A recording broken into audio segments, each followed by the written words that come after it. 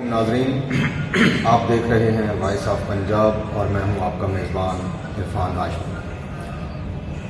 ناظرین، آج ہمارے پاس ایک شخصیت موجود ہیں، محمد نواز صاحب۔ یہ پاکستان سے اور انگلینڈ سے بہت اعلیٰ تعلیم یافتہ شخصیت ہیں اور ان کی موجودہ سیاسی حالات پہ اور بین الاقوامی معاملات پہ بہت گہری نظر ہے۔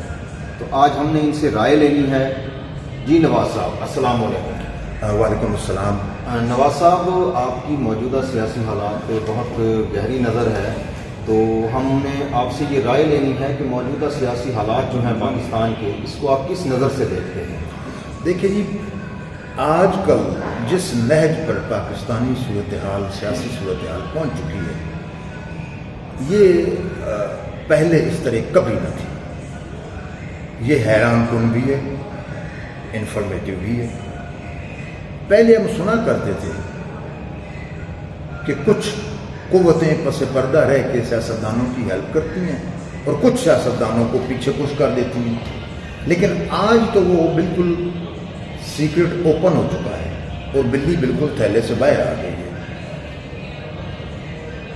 پی ٹی آئی کے چیئرمین عمران خان صاحب جب سے حکومت سے باہر نکلے ہیں، بڑی واضح طور پر اپنے ہر تقریر میں یہ کہہ رہے ہیں، جرنیلوں کو دعوت دے رہے ہیں کہ وہ آئیں اور مجھے میری ہیلپ کریں اور مجھے دوبارہ وزیر اعظم بنائیں، جبکہ دوسری طرف سے اسٹیبلشمنٹ سے ایک انہونی یہ ہوئی ہے کہ حاضر سروس باوردی دو جرنیلوں نے پریس کانفرنس کر دی۔ پریس کانفرنس کرنا سیاستدانوں کا کام ہوتا ہے، لیکن وہ دو جرنیلوں نے کر دی۔ یہ بھی ایک انپریسیڈنٹڈ کام ہوا۔ تو جس نہج میں پاکستانی سیاست آج کل پہنچ گئی ہے، یہ بڑی حیران کن ہے۔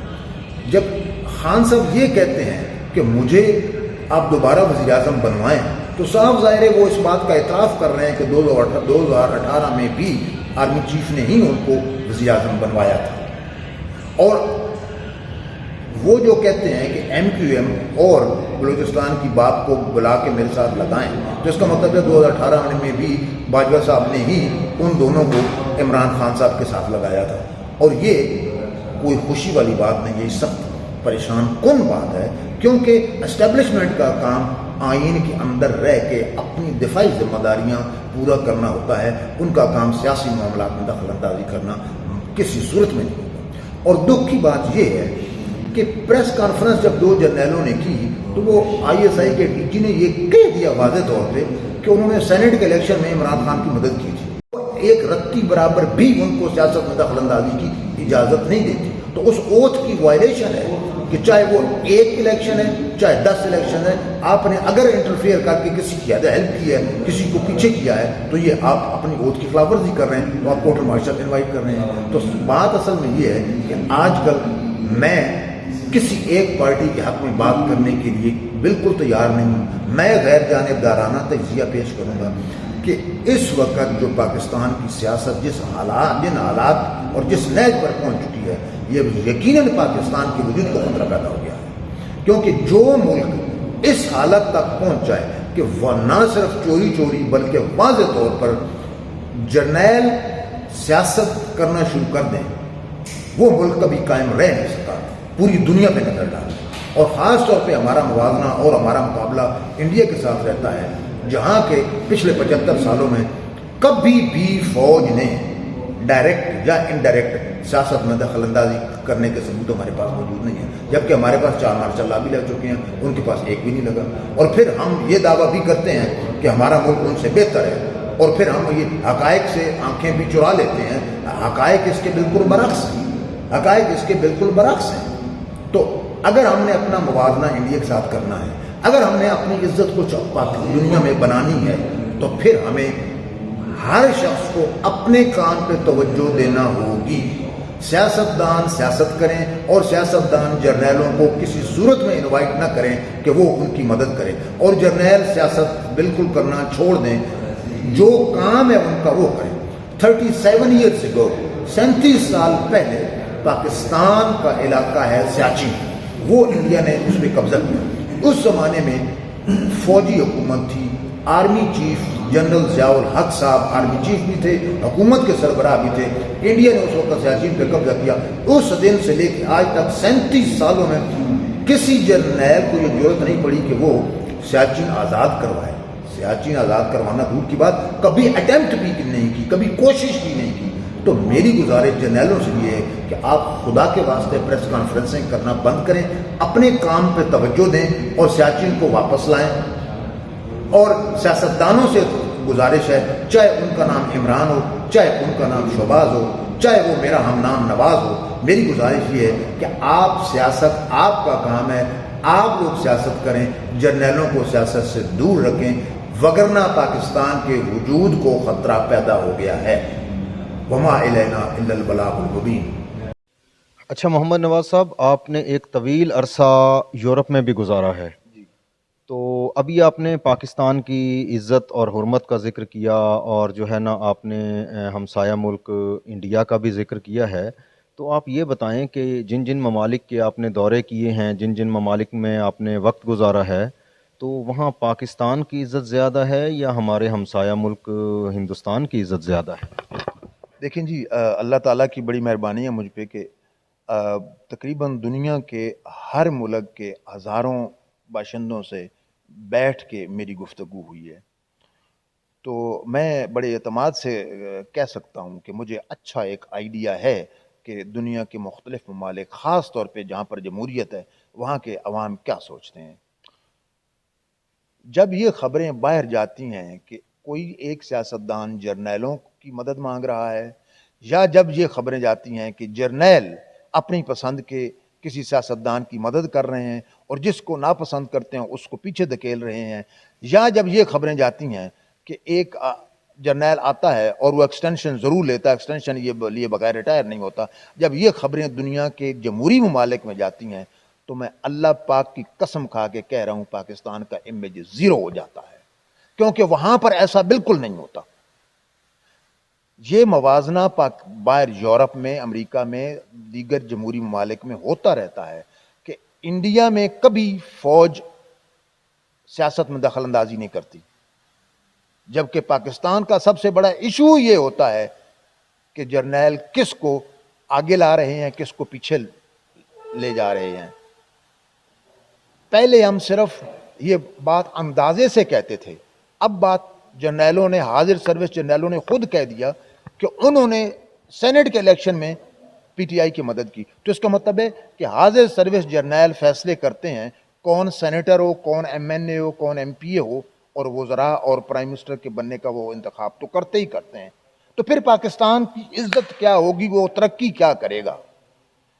آج کل کے زمانے میں وہ ملک آئسولیٹ ہو جاتا ہے جس کی پوری دنیا میں امیج جس کا نیگیٹو بن چکا ہو اور جس کی عزت نہ ہو.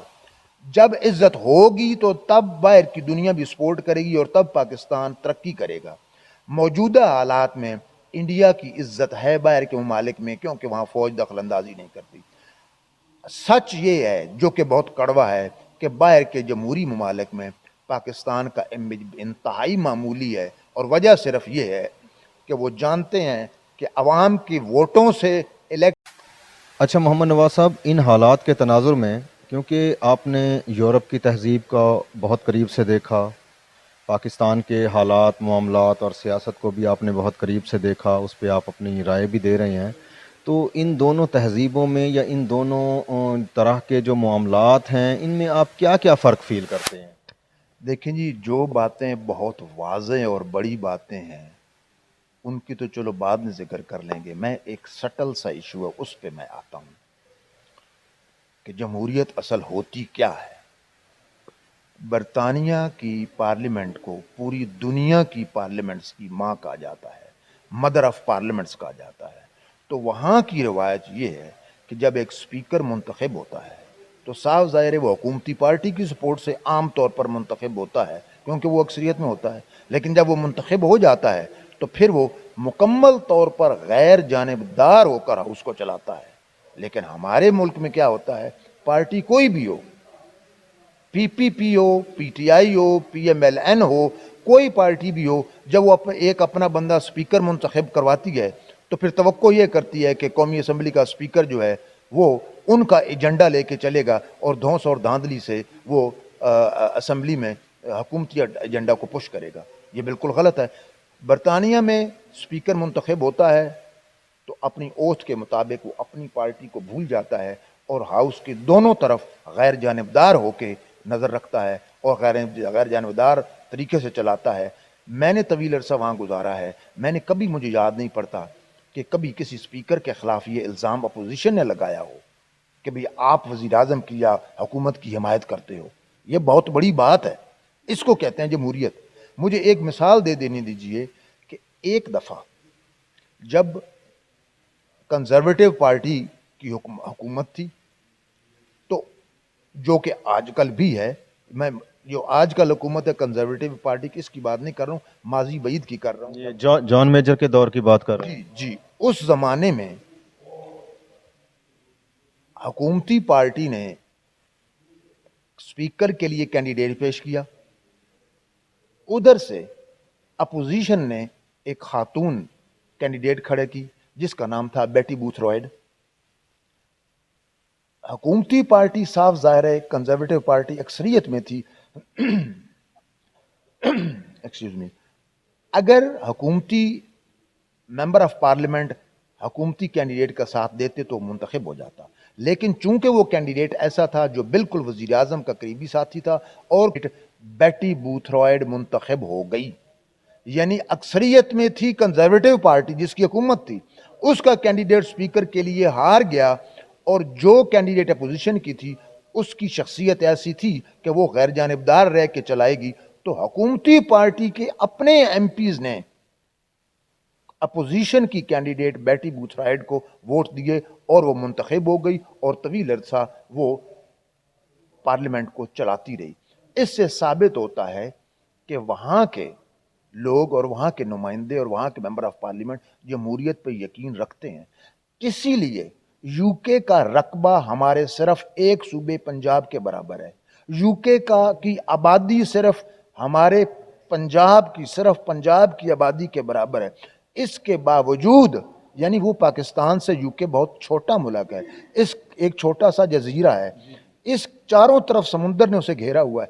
اس کے باوجود یو کے ایک سپر پاور ہے کیونکہ وہ جمہوریت پر یقین رکھتے ہیں اور جمہوریت پر عمل کرتے ہیں. ہمارے یہاں جمہوریت کا نام صرف ذاتی مفاد کے لیے لیا جاتا ہے، چاہے وہ سیاستدان ہو، چاہے وہ حاضر سروس جرنیل ہو، لیکن حقیقت میں جمہوری اقدار کا تیا پانچا کیا جاتا ہے. اور یہی وجہ ہے بنیادی ناکامی کی، یہی بنیادی وجہ ہے پاکستان کی ناکامی کی. اگر ہم سچی مچی جمہوریت جو کہتے ہیں ہم اس پہ عمل بھی کرنا شروع کر دیں تو پاکستان دنیا کا عظیم ترین ملک بن سکتا ہے. ہمارے پاس نیچرل ریسورسز ہیں، ہمارے پاس ٹیلنٹڈ مین پاور ہے. مجھے اچھی طرح یاد ہے کہ برطانیہ کی ایک کثیر التعداد جو بہت زیادہ پڑھا جانے والا اخبار دی ٹائمز ہے، اس نے سروے کیا تو اس نے سکولوں کے بچوں میں یہ پایا کہ جو سب سے زیادہ ذہین بچے ہیں سکولوں میں وہ بچے ہیں جن کے والدین یہاں پاکستان سے گئے ہوئے ہیں. انڈیا والے بھی پیچھے رہ گئے، سری لنکا والے پیچھے رہ گئے، خود انگریز پیچھے رہ گئے، اسکاٹ لینڈ پیچھے رہ گئے، ویلز والے پیچھے رہ گئے، آئرلینڈ پیچھے رہ گئے. پاکستانی والدین کے بچے سب سے زیادہ ذہین پائے گئے اسکولوں میں. لیکن 7 سروے یہ بھی اس سروے نے بتایا کہ جو سب سے زیادہ جھوٹ بولتے ہیں وہ بھی یہ پاکستانی بچے ہی بولتے ہیں. ثابت کیا ہوتا ہے کہ ہم ایک ذہین قوم ہیں، لیکن ہمیں عقل مند بننے کی ضرورت ہے. ہم جھوٹ اور منافقت چھوڑ دیں، سچ بولنا شروع کر دیں اور جمہوری اقدار پر